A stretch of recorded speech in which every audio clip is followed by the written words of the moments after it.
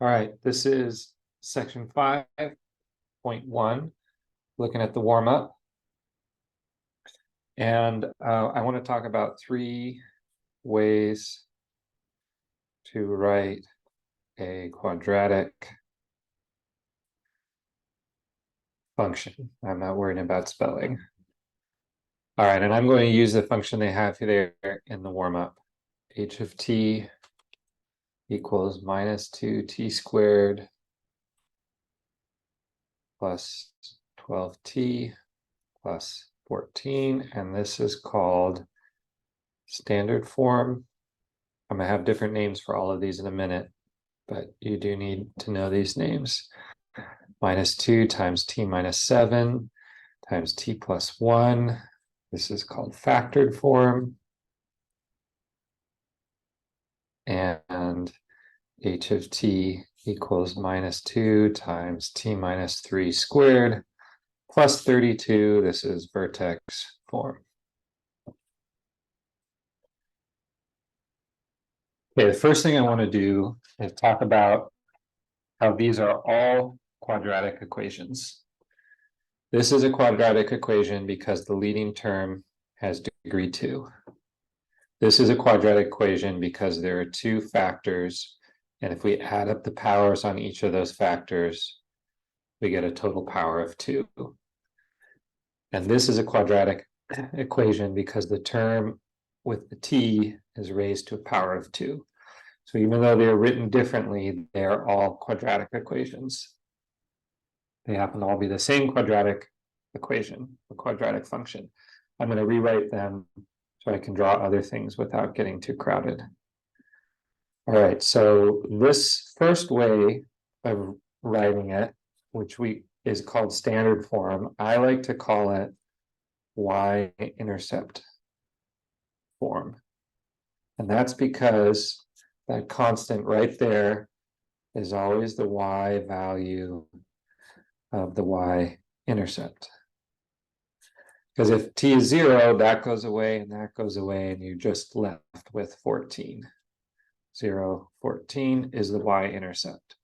So if you're asked, if you see a function like this, and you're asked, what is the y-intercept? Just look at that final term. The next way of writing it, we call factored form, because these right here are called factors. I like to call it x-intercept form, because I can find my x-intercept by looking at these factors right there. T is 7, or t is -1. Doesn't tell me the y-intercept just looking at it. I can figure it out. But it does tell me the x-intercepts just by looking at the form of this quadratic equation. And the last one,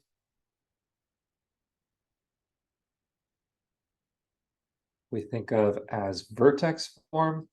I like to call it the max-min form, because this term right there, you have to be careful with that minus. This tells me that 3 is the x coordinate of either the max or the min. And this 32 is the y coordinate of the max or the min. And there's one more key piece of information. -2 tells me it is a maximum because it opens down. This point right here, which is the maximum in this case, is called the vertex, which is why we call it a vertex form. But so we may ask you to find the vertex, but in an applied problem, we'll probably ask you to find what's the maximum height, or what's the minimum height, or things like that. And so knowing how to write it in max-min form will help you find the maximum and minimum height really quickly. So that's the warm-up, moving right along. Let's do an application. All right, so we've got a ball So here's 5.1 Q1, and we've got a ball thrown. I'm going to say a person is standing on a ladder. I realized that the wording of this question was confusing because we had some questions. They're standing on a ladder, and they take a ball and they throw it straight up, and it comes straight down, and it hits the ground like that, as opposed to straight up over the edge of a balcony, which maybe is open into interpretation.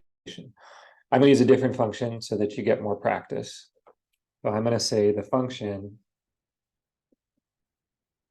let's see, this one is written in 3 forms. So I'll write this one in 3 forms. I'll write it in standard or y-intercept form first.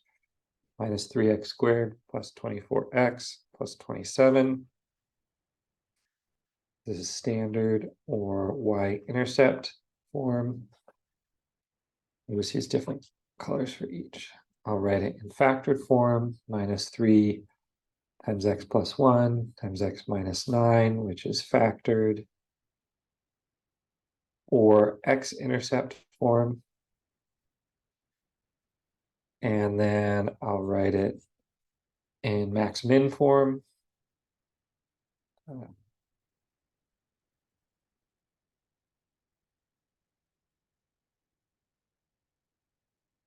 And that's vertex or max-min form. Now we can start answering some questions like, well, good enough graph. Let's do that first. For a good enough graph, I really want 5 things. I want the x-intercepts. I want the y-intercept. There will always be one in a quadratic. I want the vertex, also known as the max-min. And I want to see which way it opens. And since there are 2 x-intercepts, we have 1, 2, 3, 4, 5.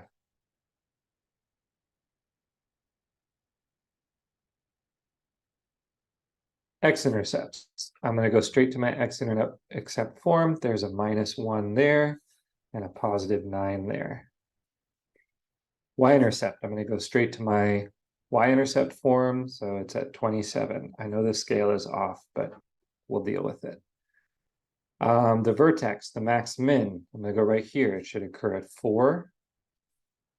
And it should be up at a height of 75. And open up or open down, it opens down, which we can also tell from where these points are. So it must do something like this. And that is not just a good enough graph, that is an amazing graph. And you can also draw amazing graphs with those 5 pieces of information. You may notice that this distance right here is 5, and that distance there is also 5. That's because the vertex is always exactly between the 2 x-intercepts.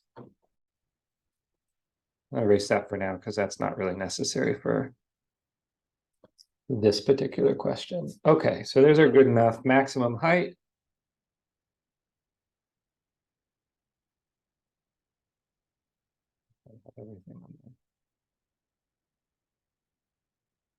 Well, let's go to our max-min form. Maximum height, 75 feet. I'm kind of adding units in afterwards. Okay, and we get that from max-min or vertex form. When did the ball hit the ground? Well, that's when the height is 0. So that doesn't make sense. We don't want to have minus time. So how about 9 seconds?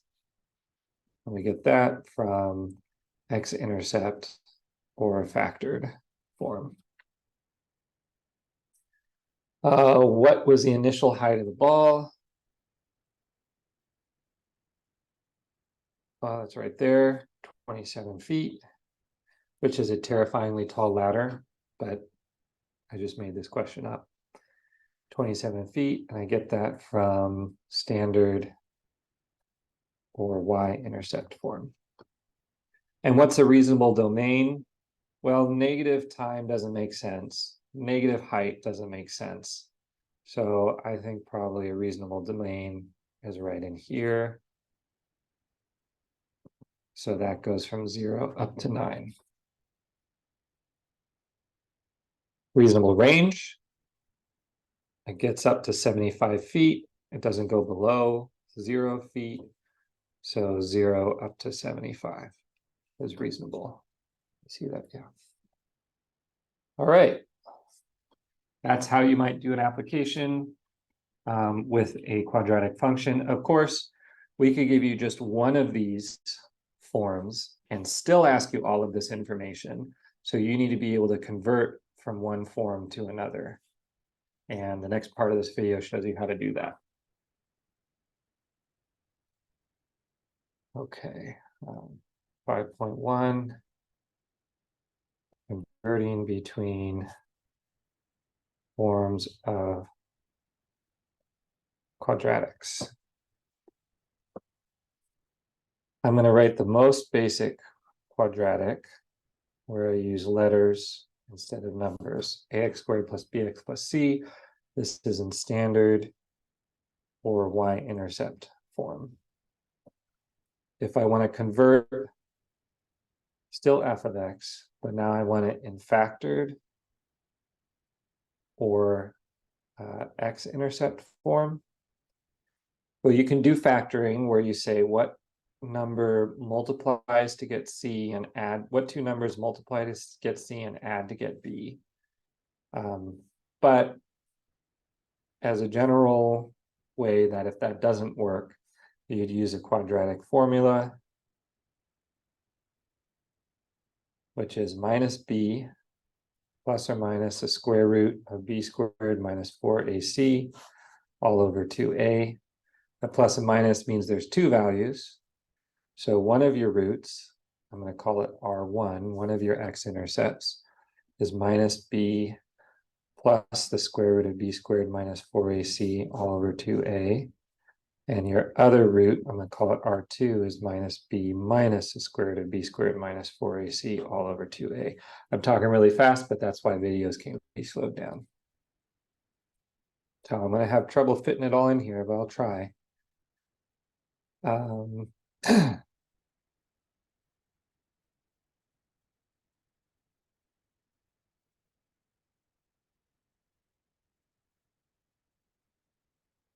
The other thing to keep in mind, I had to do a little brain thinking, is this A is going to show up down here as well.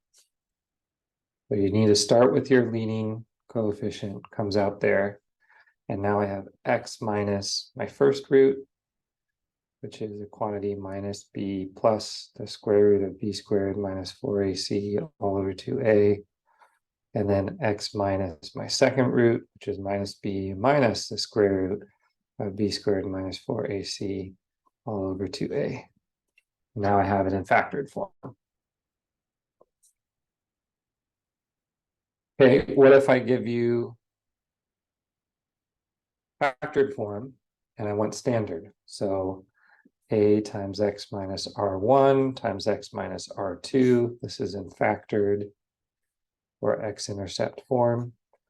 For this, you just multiply it out. So you get the a, x times x is x squared, r1x, r2x is minus r1 plus r2x, and then r1, r, and an a there, and a r1, r2, which looks terrible. I get it. That looks really scary. Let's just do an example, because it's not as scary when you actually do an example. 3x minus 1, x plus 2. All right, so you have 3 times x squared minus x plus 2x minus 2. 3x squared, combine those to get 1x, and then multiply it by 3x minus 6. And so the actual multiplying out is not that scary, and I probably could have skipped this whole piece and you still would have known how to do it. So that's how you get from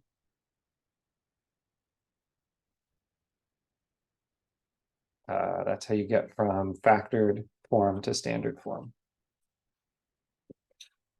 Moving on. What if I give you, what is this called? Converting from standard to vertex and vice versa. So if I give you most basic, and I want the vertex form or the max min form, I think about my vertex as being an x coordinate, comma, a y coordinate. And the y coordinate is always equal to minus b over, oh, I said that wrong, sorry. The x coordinate is always equal to minus b over 2a. You notice that shows up in the quadratic formula. There's a reason for that. But if you don't, that's fine. So now I have my x coordinate, and I get my y coordinate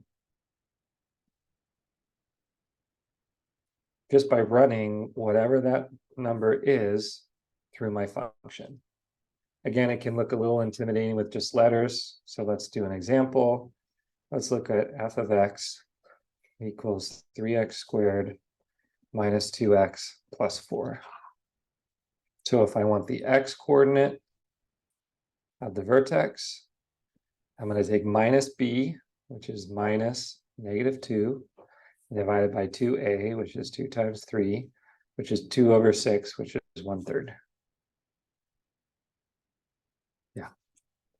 Then I get my y coordinate of the vertex by doing f of 1/3, which is 3 times 1/3 squared minus 2 times 1/3 plus 4, which is 3 times 1/9, which itself is 1/3, minus 2/3 plus 4, which happens to be 4 minus 1/3, which is 11/3. Now you can check my math if you want. It could be wrong, but I'm doing this fast so you can watch it multiple times. So now I have my x coordinate and I have my y coordinate, and I need to hold on to this a. That a always travels through. So my new vertex form is 3. I subtract off my x coordinate, and then I add at the end my y coordinate, and that's vertex form or max min. I know it's a min because this positive tells me it opens up. And how do you get from this form back to that form? You multiply everything out. I'm not going to do that. Okay, finally,